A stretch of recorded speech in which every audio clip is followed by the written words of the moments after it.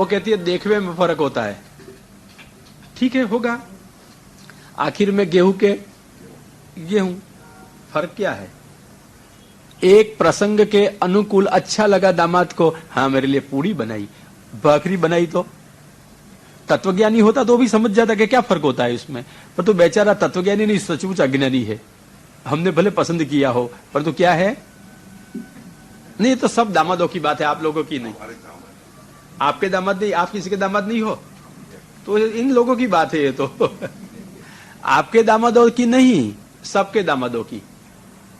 समझ गए? इतनी समझ में आ जाए कि भाई भाखरी दे या पूरी दे, ये भी किसी का दामाद है ना भैया, किसी के दामाद हो। तो आपको भाखरी दे या पूरी दे, क्या फर्क होता है? अरे फर्क तो जबरदस्त हो जाएगा। क्यों? पूरी परोसोगे तो प्रफुल्लित बदन हो जाएंगे और भाखरी आएगी तो फूलित बदन हो जाएंगे। शायद शया होगा तो कुछ बोलेगा नहीं, परंतु और ससुर की लड़की का तो घर जाके कचुम्बर करेगा। क्यों? मान नहीं रखता ये क्या मेरे को खिलाया। क्यों भाई ऐसा हुआ? फर्क कुछ नहीं है पूरी और भाखरी।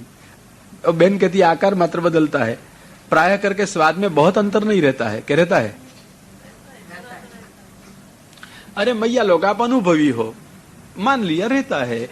आखिर में पूरी भाखरी, गेहूं का आटा, तेल या घी जो उपयोग करते हो किया, परंतु प्रसंग अनुसार कुछ फर्क होता है और इससे लोग को संतोष होता है, मेरे अधिकार के अनुसार मिल गया।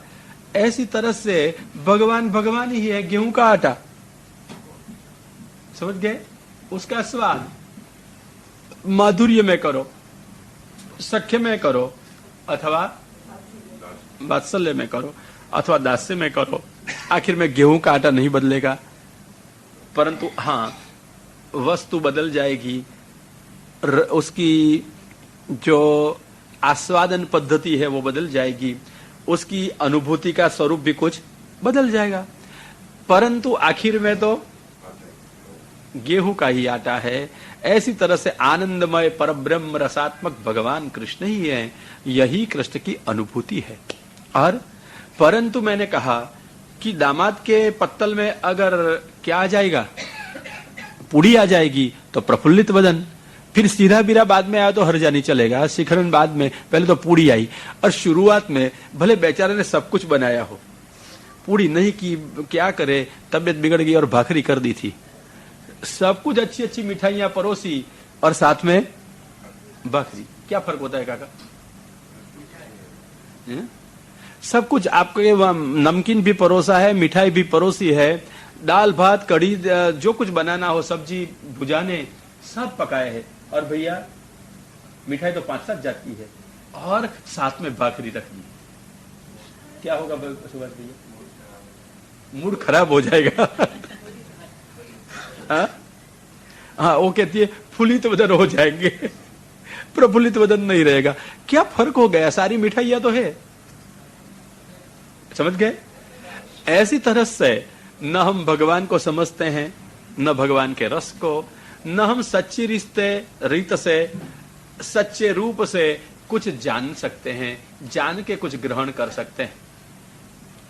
होता क्या है देखना, होता क्या है, वस्तु तो वही है, वस्तु तो वही है। फर्क क्या हुआ? फर्क क्या हुआ?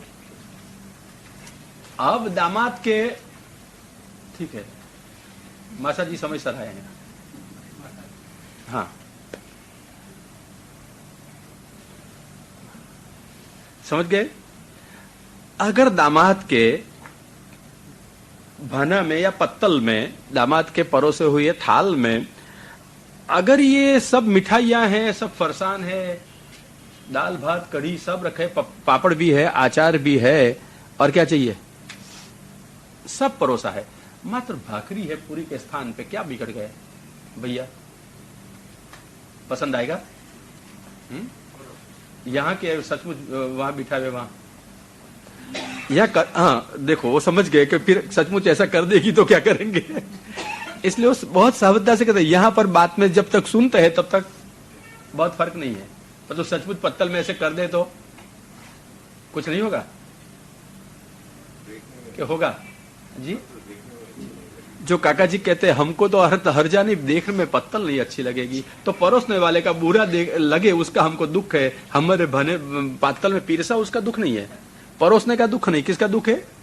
काका जी को। बेचारे इन लोग की शोभा अच्छी नहीं लगे इसलिए हम फूलित वदन हो जाते हैं उनकी शोभा के लिए। नहीं, वहां 3 चीज हमारे जीवन व्यवहार में कम है। इस कारण हम छोटी छोटी बातों में मन बिगाड़ देते हैं। 3 नहीं है। जिसको इस जगत में रहकर भगवद आनंद का अनुभव करना हो, इस व्यक्ति में महाप्रभु कहते हैं 3 आवश्यकताएं हैं। आप सेवा करते हो, चाहे आप कथा करते हो, चाहे दोनों का सेवन करते हो, आनंद चाहिए आपको भगवान का, परंतु आपका वो आनंद क्यों उड़ गया? मिठाइयां तो ठीक ही थी, नमकीन भी था, फरसान भुजाने आदि भी थे, दाल भात कड़ी आदि भी थे, क्यों आपका आनंद चला गया? पत्तल देखने में मजा नहीं आई या अपना मान नहीं लगा, जो कुछ समझे, मन बिगड़ गया। छोटी सी बात में, कोई बड़ी बात नहीं होती मन बिगाड़ने में हर दफा। और जीवन का व्यवहार छोटी छोटी बातों में ही मिलकर एक दिवस भयंकर रूप से बिगड़ जाता है। पहले दिवस बोलवे में बिगड़ता है, दूसरे दिवस सोचने में बिगड़ता है, तीसरे दिवस बर्तन करने में बिगड़ता है। फिर वो बिगाड़ा बिगाड़ा इतना इकट्ठा हो जाएगा जैसे हाथ में छोटी सी टांचनी लग गई, पिन लग गई, कालजी नहीं रखी तो क्या होगा? दुखे, चुभे, और ध्यान नहीं रखा, पक गया अंगुली का भाग, फिर ध्यान नहीं रखा, फिर धीमे धीमे करते सड़ा बैठ गया। कहां तक? पूरा हाथ, फिर पूरा शरीर, अस्तित्व जोखम में। किससे हो गया? छोटी सी एक टांचनी लगी और ध्यान नहीं रखा, सावध नहीं रहे। ऐसी तरह से छोटी छोटी टांचनियां जीवन में हर रोज लगती रहती है। क्या नहीं लगती है? टांचनी है, छोटे छोटे प्रसंग है, जीवन में बनते ही रहते हैं। और आप नहीं समझोगे या नहीं कबूल करोगे शायद, परंतु साइकोलॉजी कहती है कि ये छोटी छोटी लगी हुई टांचनियां की गौंज आपके जागृत मन में शायद आप माफ कर दोगे, भूल जाओगे। ऐसे ये तो एमज है, चला लोगे, संसार है, कलयुग है, अपने हैं मान के आप सांत्वन प्राप्त करोगे, परंतु मन के सुषुप्त भाग में ये सब संग्रहित होता रहता है। ये साइकोलॉजी कहती है। अगर आप साइकोलॉजी जानते हो तो सोचना या किससे पूछना कि जो जागृत मन में असर होती है, इससे 9 गुनी असर कहां होती है? ये सुषुप्त मन में। आइसबर्ग जैसे होता है ना, ऐसी तरह से वो सुषुप्त मन होता है। बाह्य मन की, जागृत मन की कुछ कल्पना कर सकते हैं, उसको कुछ समझ सकते हैं, उसमें क्या है अनुमान शायद कर सकते हैं, परंतु इस सुषुप्त मन में कौन से जन्म का, कौन से प्रसंग का क्या भरा पड़ा हुआ है पता नहीं चलता है। और जब बाहर आता है तब जैसा आइसबर्ग छोटा सा दिखाई देता हुआ, अंदर से बहुत ऊंड़ा पूरे के पूरे शिपयार्ड को नष्ट भ्रष्ट कर देता है, पूरी स्टीमर को भी नष्ट कर दे सकता है। ऐसी तरह से सारे जीवन के यान को ये सुषुप्त मन, इसमें एकत्रित हुई ये सारी टांचनियों की घोंच जैसी अभावकता, अनगमा,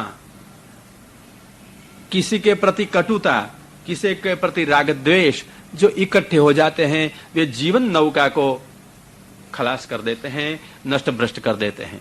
इसलिए आइए, हम जीवन संसार में ही रहते हैं, जीवन सबको हिलमेली ही चलाते हैं, घर में भी रहते हैं, संस्था में भी जाते हैं, समाज में भी जाते हैं, ऑफिस में या दुकान में भी जाते हैं।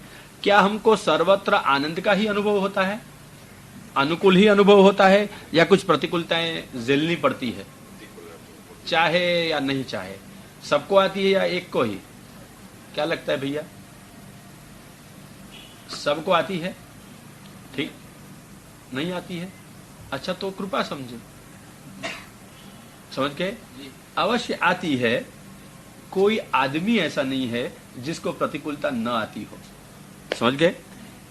हाँ, फिर इकरार करे या नहीं करे अलग बात है, स्वीकार न करना एक अलग बात है, परंतु आती है वो तो एक स्वाभाविकता है, एक स्वाभाविकता है। किसकी? मनुष्य जीवन के नहीं, प्राणी मात्र के जीवन की। जहां जहां जीव है, जहां जहां प्राण टिकाने के प्रयत्न हैं, जहां जहां अविद्या के कारण मैं और मेरा है, वहां प्रतिकूलता आती ही है, आती ही है। और यही प्रतिकूलता के छोटे छोटे प्रसंग हमारे मन में, सुषुप्त मन में संग्रहित रहकर एक दिवस सारे जीवन को भी कटुता से भर देते हैं, एकत्रित होकर के।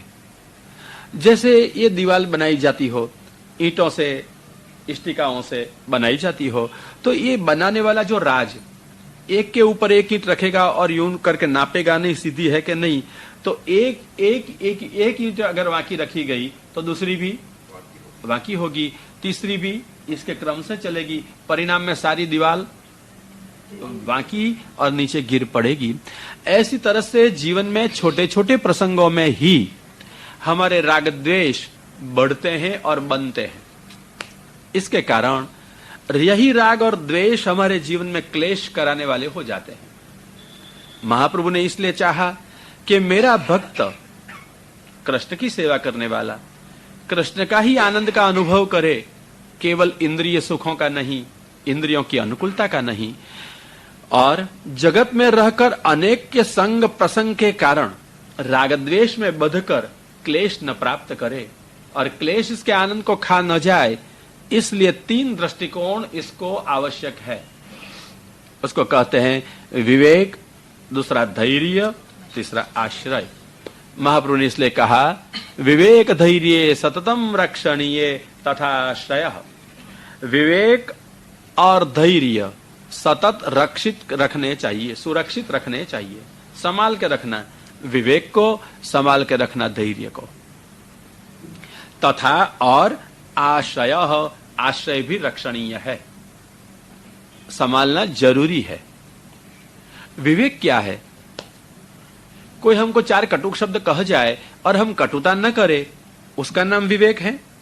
कोई घर में आवे तो आओ पधारो बैठो, इसका नाम विवेक है।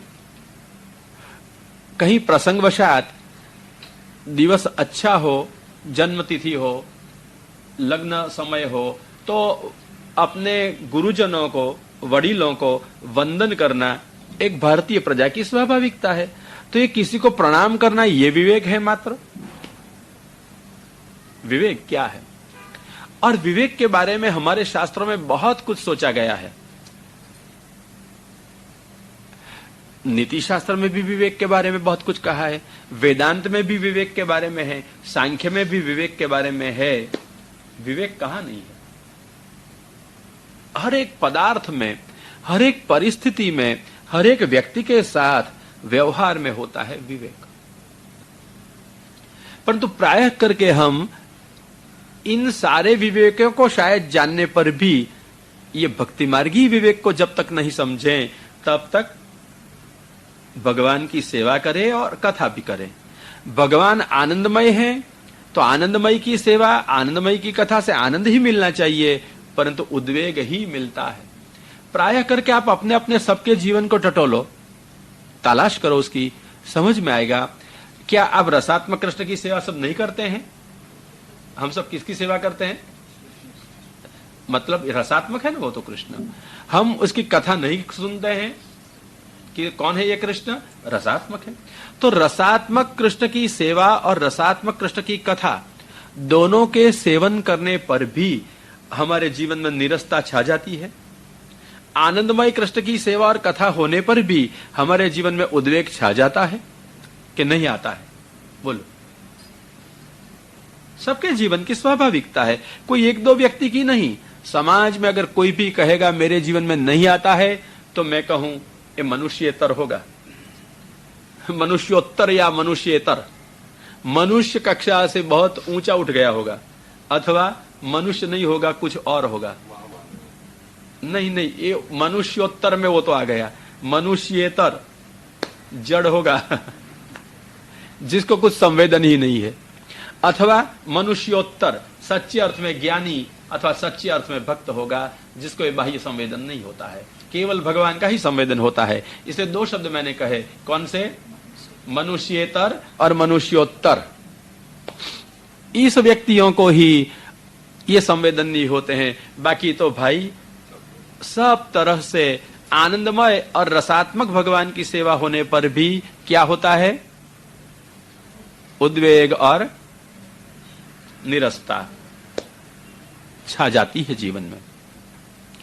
बचना है तो विवेक चाहिए। विवेक के बहुत से स्वरूप हैं। भर्तृहरि जी कहते हैं, विवेक भ्रष्टानाम भवति विनिपात शतमुख। विवेक भ्रष्ट मानव का सैकड़ों मुख से अधपतन होता है, सब और से अधपतित वो हो जाता है। नित्यानित्य भी एक विवेक है। नित्य वस्तु ये है, अनित्य वस्तु ये है। शरीर अनित्य है और अंदर रही हुई आत्मा नित्य, ये सांख्य का विवेक है। ये सारे विवेकों के होते हुए भी भक्ति मार्ग की विवेक कुछ और ही है, जो आनंद का अनुभव कराता हो। आओ बैसो, ये तो हमारा एक सामान्य व्यवहार का विवेक है। ये होने पर भी आनंद नहीं होता है। चाहिए आनंद, तो वल्लभाचार्य जी ने इसका स्वरूप बताया। जीवन में यही विवेक रखना। विवेकस्तु हरे सर्वम निजेच्छातः करिष्यति, ये विवेक है। यहां करिष्यति में तीनों काल का प्रयोग एक साथ में संग्रहित कर लेना। विवेक यही है, भगवान निजेच्छा से ही, अपनी इच्छा से ही सब कुछ करते हैं। भगवान ने अपनी इच्छा से ही सब कुछ किया है और भगवान अपनी इच्छा से ही सब कुछ करेंगे। समझ गए? तो जो कुछ हो चुका है भगवान की इच्छा है, जो कुछ हो रहा है वो भी भगवान की इच्छा है, और जो कुछ होगा वो भी भगवान की इच्छा है। अगर भगवान की इच्छा से भूत, भविष्य और वर्तमान तीनों कालों में जो प्रवर्तमान है वो हो ही रहा है, भगवान की इच्छा से अतिरिक्त कुछ नहीं हो सकता है। तो हम भगवान के दास हैं, तो भगवान अपने दासों का अहित अपने हाथ से करेगा तो आपका क्या बिगड़ जाएगा? क्या बिगड़ा था, क्या बिगड़ रहा है और क्या बिगड़ेगा? करिष्यति, भगवान करेंगे ही। एक अनन्य और दृढ़ विश्वास होना जरूरी है। यह है विवेक। क्या विवेक है? भगवान निजेच्छा से करेंगे सर्वम, सब कुछ। अगर हम जो कुछ भी चाहते हैं, चाहते थे, चाहते हैं, चाहेंगे, होगा कैसे? निजेच्छा। तो यहां दो अर्थ है निजेच्छा के। निज का प्रथम अर्थ है अपनी निजी इच्छा से, भगवान अपनी इच्छा से करेंगे। और दूसरा अर्थ है निजानाम इच्छा निजेच्छा, निजजन भक्त। भगवान अपनी इच्छा से सब कुछ करते हैं, दूसरा भक्तों की इच्छा से अनुसार सब कुछ करते हैं। अगर हमने कुछ चाहा, नहीं बना, निश्चित समझ लेना हम भगवान के जरूर हैं, भक्त नहीं हुए।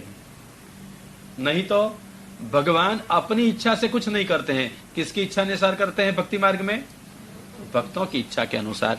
भक्ताभिलाषा चरितानुसारी दुग्धादि चौर्येण यशो विसारी कुमारतानंदित घोष नारी मम प्रभु श्री गिरिराजधारी। सोचे आप, भगवान तो निर्दोष है, चोरी तो दोष है। तो निर्दोष भगवान लोक और वेद में जिसे दोष माना गया वो चोरी क्यों करेंगे? एक ही कारण, भक्ताभिलाषा। अपने भक्त का अभिलाष है भगवान आए मेरे घर में, चोरी करे और खाए मक्खन आदि। तो इसी के घर में गए जिन्होंने चाहा था, सबके घर में नहीं। लोग कहते गोपिकाओं के घर में भगवान ब्रज में चोरी करते थे, तो ख्याल रखना सब गोपिकाओं के घर में नहीं जाते थे, सबके घर में चोरी नहीं करते थे। किसके घर में पधारते होंगे? जिसने चाहा है। क्योंकि अगर गोपीजन ने चाहा न होता और घर में चोरी होती तो आनंद होता या उद्वेग? तो लीला का फल उद्वेग है या आनंद? इसलिए समझना कि भगवान जिन्होंने चाहा है ऐसी गोपीजन के घर में चोरी को पधारते हैं, सबके घर में नहीं।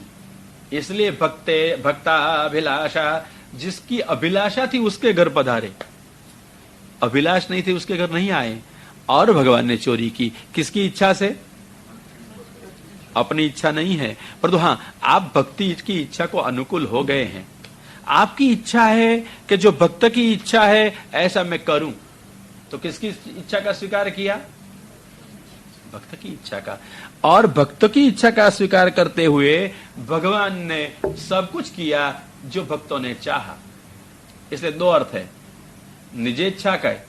एक निजेच्छा का अर्थ है अपनी इच्छा से भगवान करते हैं, और दूसरा भक्तों की इच्छा से करते हैं। अगर हम हमारे जीवन में कुछ भी चाहते हैं, जो चाहते हैं वो बन गया, मतलब क्या है? हमारी चाहना से कुछ नहीं हुआ, हमारे प्रयत्न से नहीं हुआ, भगवान ने चाहा। तो हमारी चाह और भगवान की चाह जब एक रूप हो जाए, समझना हम भक्त हैं। और हम कुछ और चाहते हैं और भगवान कुछ और चाहते हैं, होगा वही जो भगवान चाहते हैं। तो हमारी चाहना ही हमको क्लेश कराएगी, हमारी इच्छा ही हमको अवरोध कराएगी, हमारी इच्छा ही हमको अकुलामन कराएगी। जिसको इच्छा अधिक होती है उसके जीवन में अवरोध भी अधिक होते हैं। इच्छा ही अवरोध है, इच्छा ही अकुलामन है। इच्छा नहीं तो अकुलामन नहीं, इच्छा नहीं तो अवरोध नहीं, इच्छा नहीं तो अवज्ञा भी नहीं। बच्चों की भी इच्छा रखे तो अवज्ञा होती है ना, बुढ़ापे में। इच्छा ही नहीं रखे कि बच्चे हमारी सेवा करे तो अवज्ञा होगी, उपेक्षा होगी। इच्छा ही उपेक्षा कराती है, इच्छा ही अवज्ञा कराती है, इच्छा ही अवरोध करती है, इच्छा ही अकुलामन कराती है। आइए इच्छा से पर हो जाइए। कहां ले जाएंगे हमारी इच्छा को? भगवान की इच्छा के साथ मिला दो। नहीं मिला सकते हो तो कोई बात नहीं, आश्वासन इतना ही रखो, जीवन में जो बना है, जो बन रहा है और जो बनेगा भगवान की इच्छा से हुआ है। बस ये विवेक है। और भगवान की इच्छा से जो बना, अपवाद किसी को दे, निंदा किसी की करे, स्तुति भी किसकी करे,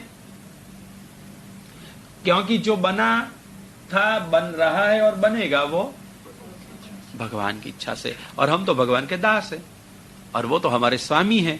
तो वृत्रासुर हमको सिखा गया, ये स्वामी हैं, हम दास हैं, तो निश्चित रूप से दासों के, भक्तों के धर्म, अर्थ और काम पुरुषार्थ के प्रयत्नों निष्फल कर देंगे। तो जीवन में निष्फलता मिले तो निराश मत हो, ये विवेक रखो। क्या? अगर धर्म के प्रयत्न हमारे सफल न होते हो, अगर अर्थ के प्रयत्न हमारे सफल, व्यापार धंधा सफल न होते हो, अगर काम, इंद्रिय सुखों के प्रयत्न हमारे सफल न होते हो, तो समझना यह निष्फलता नहीं है। क्या है? प्रभु की कृपा है। अगर हम दास है तो ये अगर विवेक मन में दृढ़ हो गया, स्पष्ट हो गया, तो कौन सी परिस्थिति में वो उद्वेग रहेगा? अच्छा, फिर परिस्थिति की प्रतिकूलता मिट जाएगी, क्या अनुकूलता हो जाएगी? परिस्थिति ही रहेगी। परंतु कैसी भी परिस्थिति होने पर भी, अनुकूल हो या प्रतिकूल हो, अनुकूलता परिस्थिति की आपको आनंद नहीं कराएगी और प्रतिकूलता आपको पीड़ा नहीं कराएगी। अब आप लौकिक क्षणिक आनंद से और उद्वेग से पर हो। किसका आनंद पाओगे? अब भगवद आनंद का अनुभव हो सकता है। जब लौकिक आनंद से पर हो जाए, क्षणिक शूद्र हर्ष शोक से पर हो जाए, तब भगवद आनंद की अनुभूति के बारे में कुछ सोच सकते हैं, तब तक नहीं। दूसरी बात, विवेक हो गया पूरा। निजेच्छा तक करिष्यति, अपनी इच्छा से करते हैं, करेंगे, करते थे, दृढ़ विश्वास ही रखें। इसलिए न भूतकाल के बारे में सोच करें, न वर्तमान के बारे में, न भविष्य के बारे में। लो, 3 काल से आप पर हो गए, 3 काल में आप निश्चिंत हो गए। अब आनंद में जो अवरोधक था, उद्वेग आपको कहां से होगा? भगवान पर निर्भर है। तीसरी बात, कि ऐसी मान्यता से अथवा विवेक से भी प्रतिकूलता नहीं पलट जाएगी, परिस्थिति नहीं बदल जाएगी, ये तो पीसती रहेगी। और शायद हम कितने भी शांत रहने का प्रयत्न करें, आजू बाजू वाले, बाहर वाले हमको परेशान करते रहें, पीड़ा कराते रहें, अपनी अपनी रीत से बर्तन करते रहें और हमारी शांति को ये लोग डामाडोल कर दें, अशांत हमें बना दे, तो हमको क्या करना? तो आइए अब धैर्य रखें। क्या करना है अब? धैर्य क्या है? त्रिदुख सहनम धैर्यम, आध्यात्मिक, आधिभौतिक, आधिदैविक, तीनों प्रकार के दुखों को सहन करें। क्या करें? सहन करें। कब तक? लोग कहते हैं हमने बहुत सहन किया, जीवन भर सहन किया। अरे भाई, आमृते है, कब तक सहन करना? मरण तक, शरीर छूटे तब तक सहन करो। परंतु सबकी ओर से सब हमको डांटते रहते हैं, सब हमको उपलम देते रहते हैं, कोई मेरा सुनता नहीं, कोई मेरा कहा मानता नहीं, सब मेरे को सुनाते रहते हैं। ठीक है, सर्वतः सबकी ओर से सहन करो। कहां तक? कोई आनंद की क्षण नहीं, नहीं, सदा निरंतर हमेशा सहन करो। आप कहोगे इसमें उपदेश की आवश्यकता ही क्या होती है भाई? सहन करो। उपदेश की आवश्यकता नहीं है कि सहन करो। क्यों बताऊं? जो अपनी अपनी परिस्थिति है उसमें सबको रहना ही पड़ता है। परिस्थिति कोई बदल सकता है? अच्छा, तो परिस्थिति बदल सकता नहीं, और परिस्थिति में जो प्रतिकूलता या अनुकूलता आती है भोगनी पड़ती ही है। फर्क होता है, भोगनी पड़ती है, और सब भोगते ही हैं। क्या करते हैं? भोगते ही हैं। अपने अपने प्रारब्ध, सब कहते हैं भोगते हैं। ठीक है, अपने अपने प्रारब्ध भोगने में भी आपको शांति है? भोगे बिना तो कोई छुटका ही नहीं है, भोगना ही पड़ता है। परंतु परिवर्तन कुछ नहीं कर सकते, भोगे ही मात्र क्षय होता है कर्म से, कर्मों का। भोगने से ही कर्म निवृत्त होते हैं, और कोई उपाय तो है नहीं। ज्ञान तो सबको सुलभ नहीं, भक्ति सब कर सकते नहीं। इसलिए एक ही उपाय है, अपने कर्म का भोग करे। ब्रह्मा जी भी कहते हैं, भगवान की स्तुति 14वें अध्याय में 10वें स्कंद में करे, वहां भुंजान एवात्मकृतम विपाकम, अपने ही किए हुए कर्मों का परिणाम है विपाक, है सुख या दुख।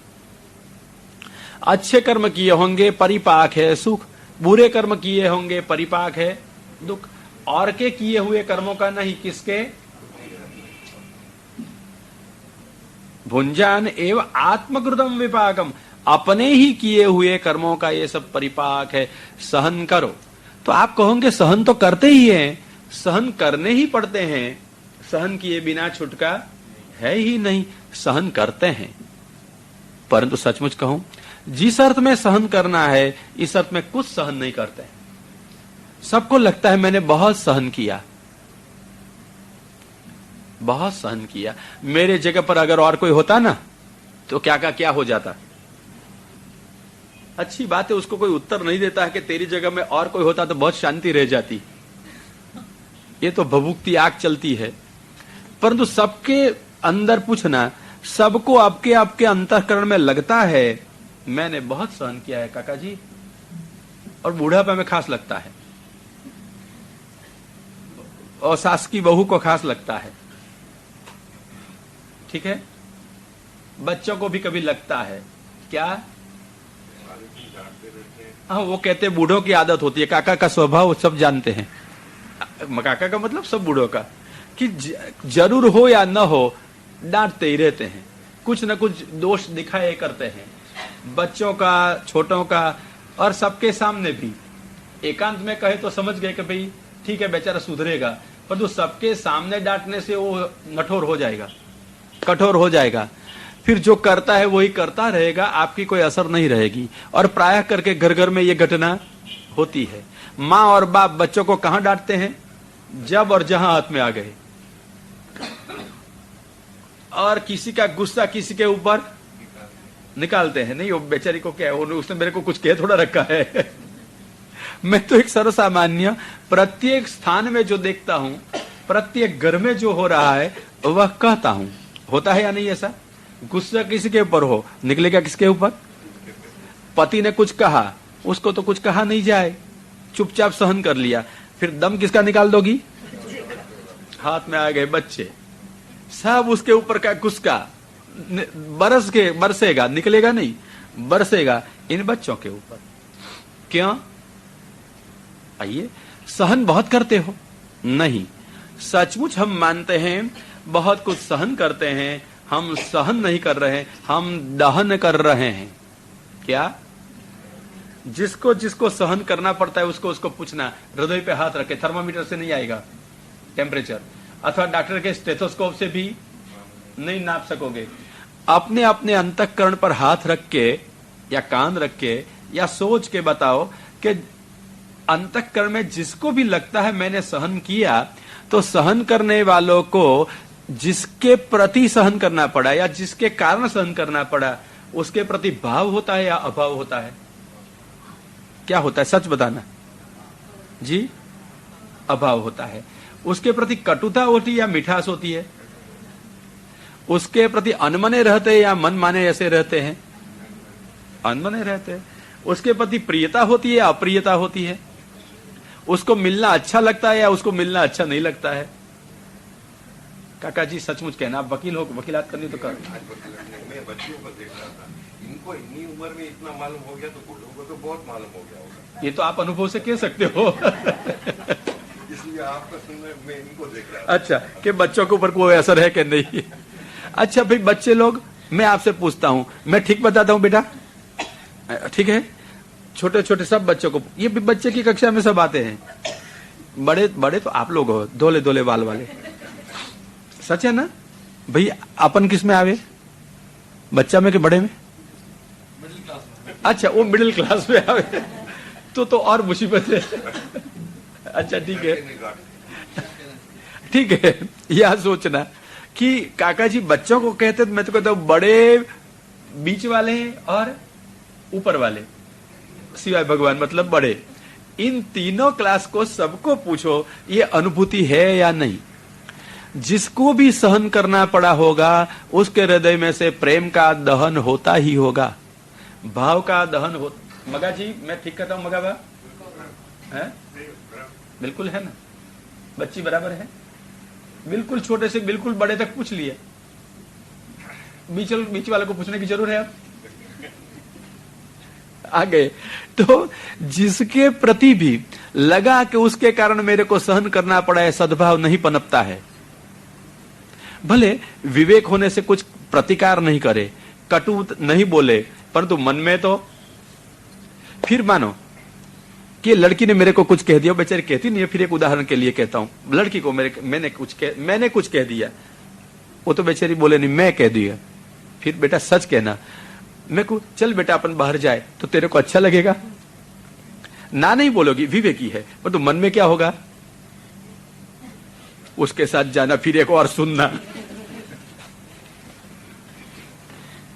सचमुच बेटा होगा या नहीं? प्रामाणिकता से कहना, वो अकेली को नहीं, सबको पूछो। किसी के साथ जाने भी मन नहीं मानेगा।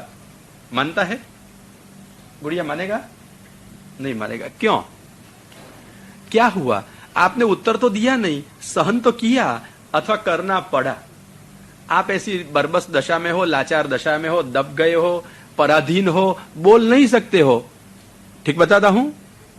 बराबर कहता हूं? अच्छा, सहन तो कर लेते हो, जवाब तो नहीं देते हो, पर तुम मन में क्या होता है? चतुर्दास जी, मन में क्या होता है? भैया तो बच्चों की बात है इसलिए पूछता हूं, मन में क्या होता है बेटा? कंटाला आता है, क्रोध भी आ जाता है, अभाव भी आ जाता है, स्वाभाविक सबके लिए, छोटों बड़े और बीचले। क्यों भैया? बीच वाले आप साक्षी पूरो, ठीक है ना? सबको मन में आ जाता है, चाहो या न चाहो। लक्ष्मी मां मैं ठीक बताता हूं, वीरमती मैया बराबर है। देखो ये आगे वाले और पीछे वाले दोनों को पूछ लिया मैंने। बीच वाले तो सब बेचारे बोलते ही रहते हैं। मासीबा आप भी बड़े में आवे, ठीक बताता हूं? अच्छा, सचमुच समझना, प्रत्येक के हृदय के कोने कोने में जहां जहां प्रायः करके लोग सहन करते हैं, वहां स्नेह का दहन होता ही है। क्रोध छे स्नेहनो वैरी, प्रजले ने प्रजालतो। अच्छा मन नहीं रहता है तो मैं पूछता हूं, आप सचमुच सहन करते हो या दहन करते हो? क्या कहोगे आज से? तो मत कहना मैंने बहुत सहन किया। क्या करोगे? क्या कहोगे? मैंने बहुत दहन किया। लंका का नहीं, ये तो हनुमान जी स्वामी के लिए करके आते हैं। हमने तो हमारा हृदय का दहन किया। हनुमान जी ने तो रावण की लंका का दहन किया था, और हम किसका दहन करते हैं? अपने ही हृदय का दहन करते हैं। सहन करो। महाप्रभु ने दहन करो ऐसा नहीं कहा है, और कई लोग कहते नहीं हम दहन नहीं करते हैं। फुलित मुखारविंद हो जाता है, दहन नहीं करते हैं। वो क्या करते हैं? भार का वहन करते हैं। बहुत सहन किया। चार परिचित मिल जाएंगे। कैसे हो काका जी? बच्चे बच्चे सब अच्छे, प्रसन्नता में रहते हो? हमारी तो क्या बतावे। और जरा वो पिघल गया तो काका जी भी पिघल जाएंगे, तो हमारी भी ऐसी चलती है। हो गई बात शुरू। क्या कहेंगे? तो सहन नहीं होता है, परंतु किसको कहते नहीं। और क्रोध का परिणाम भी क्या होता है? दो शब्द ऊंची आवाज से किसको कहेंगे? तो ये जमाने में 4 सुनने की तैयारी रखनी पड़ेगी। प्राचीन काल में बच्चे चुप रहते थे, आज के बच्चे चुप नहीं रहते, चुप कर देते हैं। तो मैं तो कभी कभी बोरीवली में रहता हूँ, तो शाम को कभी निकलता हूँ तो देखता हूँ बाहर बेचारे बुढ़े एक जगह पे सब इकट्ठे हो गए। ये करते। मैं बूढ़ों की सभा में बहुत गया हूँ, इसलिए मेरे को पता है। बचपन में मेरे को बूढ़ों की सभा में जाना पड़ता था। बचपन में, इससे भी छोटा था, कॉलेज में पढ़ता था। तब जिसके घर में रहता था वो अहमदाबाद में मिल मालिक थे। तो दादाजी हमें कहते, तो मेरे को साथ में ले जाते, चलो भैया अपन टहलवे जाए बगीचा में। तो बूढ़े बूढ़े 90 साल के, 80 साल के, 17 साल के इकट्ठे हो जाते, फिर सत्संग करते थे। क्या सत्संग? ये तुम्हारी बहू ने आज क्या कहा था? तुमको रोटी घी से चुपड़ के दी थी या कोरी कोरी खिलाती है? और बेचारे फिर कहते, मन में तो बहुत होता है, हम कमाते थे, सब भाव पूछते थे, अभी तो भाव कौन पूछे हमारा। ठीक है, जीवन गुजारते हैं, जो मिलता है वो खाते हैं, देते हैं वो पहनते हैं। तो मुंह पे क्यों नहीं कहते हैं? काका ने कह दिया, हिम्मत से कह दो। कहा, कह तो तब सके जब एक कहकर 4 सुनने की तैयारी हो। दब जाते हैं। तो बेचारे कई लोग दहन नहीं करते हैं तो क्या करते हैं? बोझा का वहन करते हैं। तो सहन करने वालों की कितनी कक्षा हुई बहन? भूल गई? 2 हुई। हाँ, बहुत धन्यवाद। कौन सी? एक दहन करना, मतलब क्रोध करना। ठीक है, भाव का जला दे, भाव को जला देना, सद्भाव को निकाल देना, कटुता कर देना, द्वेष में फंस जाना, ये क्या है? सब दहन करना। और दूसरा वहन करना। अपना कुछ उपजे नहीं तो क्या करना भाई? चुपचाप बैठ लेना, सुन लेना, और मन में ठीक है क्या करें, और मित्रों के साथ जरा हृदय हल्का कर लेना। और कोई उपाय नहीं होता है। घर में तो आप हल्के हो जाओगे, मित्रों के साथ, सहेलियों के साथ हृदय जरा हलवा हो जाएगा। ये कोई सहन किया हुआ नहीं है, कोई सहन करने की रीत नहीं है। आइए, सहन करना है तो कैसे करोगे? दहन और वहन न करना पड़े उसका नाम सहन। कोई भी प्रतिकूलता या कटुता अपने पर आ पड़े, या प्रतिकूलता खड़ी हो गई हो या कटुता हो भी गई हो, तो मन में से किसी के प्रति सद्भाव चला न जाए। अगर आपने किसी ने कटु कहा तो सचमुच किसने कहा? ये घटना तो घटी ना, तो क्यों घटी? भगवान ने किया, भगवद इच्छा से हुआ। तो भगवद इच्छा से कटुता किसी ने की तो आप किसके प्रति कटुता करोगे? अथवा भगवान ने उसके हृदय में बैठकर अपन को अपने दोष का बहन कराने के लिए 4 कटु शब्द कहला दिए, तो कृष्ण ने कहलवाया, तो कटुता किसके प्रति करोगे? कृष्ण के प्रति करोगे ना। महाप्रभु जी ये सिखाते हैं, सर्वम सहेत परुषम, निबंध में है वाक्य, सर्वेशाम कृष्ण भावनात्, सब में कृष्ण विराजते हैं, ये भावना से सबकी अपने और की गई हुई कटुता सहन करो, परंतु प्रतिकार ये मत करना, दलील मत करना कि हमारे में भी कृष्ण विराजते हैं समझ के सामने वालों को भी हमारी कटुता सहन करनी चाहिए। ये अब सिद्धांत है, ऐसा मत लगाना हो, नहीं तो अर्थ हो नहीं है काका। अगर सामने वाले में कृष्ण हो तो क्या हमारे में नहीं है? है। सामने वाला हमको कटु शब्द कहे तो कृष्ण ने कहा, तो हम सामने वालों को 4 कटु शब्द कहे तो किसने कहा? कृष्ण ने। अगर हमको सहन करना है तो उसको भी अब सहन, वो फिर दहन होगा, और फिर तो अपने से सहन भी नहीं होगा। इसलिए आप सिद्धांत मत समझना। हाँ, आप सिद्धांत कैसे फैलते, अभी मंजूर मेरे को एक बताया था। मैंने कहा था कि कीर्तन यहां जो भागवतकार ने बताए हैं उसमें अर्थ होता है कि जो श्रवण करते हैं उसके पश्चात जो सुना है, किसी को सुनाना, उसका नाम कीर्तन। तो उसने कहा कि हमको किसी ने पढ़ाया था, भागवत में महर्षि व्यास ने कीर्तनम लिखा है, तो कीर्तनम का अर्थ हम थाली बाजा बजा के, नहीं क्या थाली बाजा क्या बजाओगे, क्या कौन सा हारमोनियम बजावे, करताल बजावे और कीर्तन गाते चले, क्योंकि व्यास जी ने लिखा है तो कीर्तन करने को कहा है। अब सिद्धांत है, मैंने कहा जिसने भी कहा उसको कहना कोई गुरु से पढ़े ग्रंथ अच्छी तरह से कि व्यासाशय क्या है। वहां आज वृत्रासुर चतुश्लोकी में आप लोग को बताया, क्या कहा था? स्मरण और कीर्तन दोनों श्रवण पर अवलंबन करते हैं, यह है भागवत का अर्थ। इसलिए वहां वक्ता की अन्य की अपेक्षा रहती है, इसलिए उसमें विधि है। मतलब क्या कि वहां आपके हारमोनियम लेकर, तंबूरा लेकर, झांझ पखवाज लेकर कीर्तन समाज नहीं बिठाना है, ये तो व्यासासन है, कथा ही करनी है।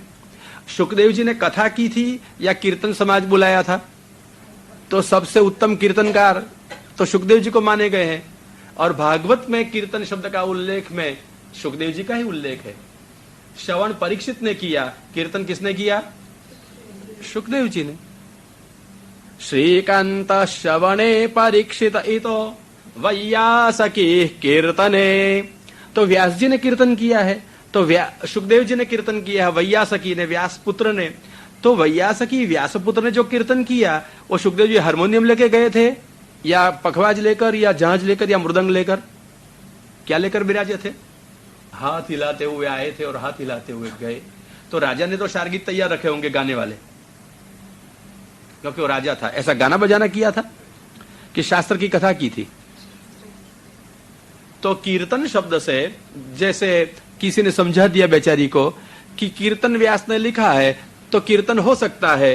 हाँ, कीर्तन भगवद रूप है, प्रमाणभूत है, अष्ट सखा ने जो गाए हैं, लीला प्रगट है, वंदनीय है, परंतु व्यासासन का विषय नहीं है।